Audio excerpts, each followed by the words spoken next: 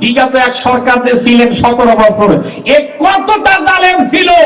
আমার তো মনে হয় ফেরাউনের থেকেও 1000 গুণে জালেম তিনি বেশি ছিলেন, ঠিক কিনা বলেন? কেননা যখন ফেরাউন ছিল, আচ্ছা বলেন তো দেখি, ফেরাউনের রাষ্ট্রে শতকরা কয় পার্সেন্ট মুসলমান ছিল? মুসলমান ছিল? আমার তো মনে হয় ছিল না, কতিপয় দুই একটা। ওই দুই একটা মানুষের মধ্যে, মুসলমানের মধ্যে আপনি ইচ্ছা করলে যে কোনো আইন বাস্তবায়ন করতে পারবেন, এইটাই স্বাভাবিক। কিন্তু এই শতকরা 95% মুসলমানের দেশে 17টা বছর নির্যাতন করেছে অসংখ্য আলেমদেরকে, শুধু একটাই কারণ, এই কারণ হচ্ছে কোরআনের হক কথা বলা। ঠিক বলেন না?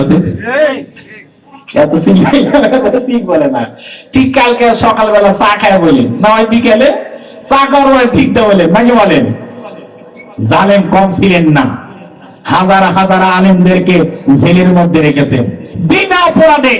একটাই তাদের অপরাধ ছিল, অপরাধটা হচ্ছে আল্লাহর কোরআনের হক কথা তারা মানুষের সামনে বলে প্রতিষ্ঠিত করতে চেয়েছে। ঠিক কিনা ধরে বলেন? অন্য কোনো কারণ ছিল না। এরপরে 95% মুসলমান। আমরা যদি আজকে যারা ওয়াইদিনরা আছে, বাংলাদেশের প্রত্যেকটা বক্তা যদি দিন কামের প্রচেষ্টা করে, বাংলাদেশের প্রত্যেকটা মাদ্রাসার শিক্ষক যদি দিন প্রচারের প্রচেষ্টা করে, প্রত্যেকটা মসজিদের ইমাম যদি দিন প্রচারের চেষ্টা করে, বাংলাদেশে এমন কোন সরকার নেই কোরআন সুন্নাহর বিরুদ্ধে কথা বলতে পারে। ঠিক কিনা জোরে বলে?